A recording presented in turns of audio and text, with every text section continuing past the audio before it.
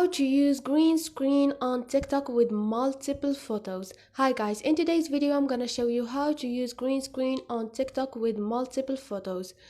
First thing you're gonna do is go to your TikTok application. Now choose the plus button on the center.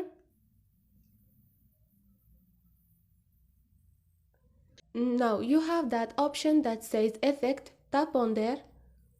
You have a lot of effects. Choose the effect with green screen. This is it. Now this is the effect with the green screen. I'm gonna essay this effect with my hand. You can choose your face. Now you can go ahead and select any image from the image used up there. I'm gonna choose this image for the first part of the video. Now I'm recording the first part of the video to essay this image, and now I'm gonna choose another photo, like for example, and for the record the second part. Now this is the second part of video. I'm gonna choose this image,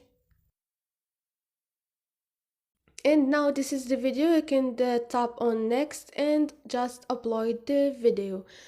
And this is it. If you like this video, don't forget to subscribe and like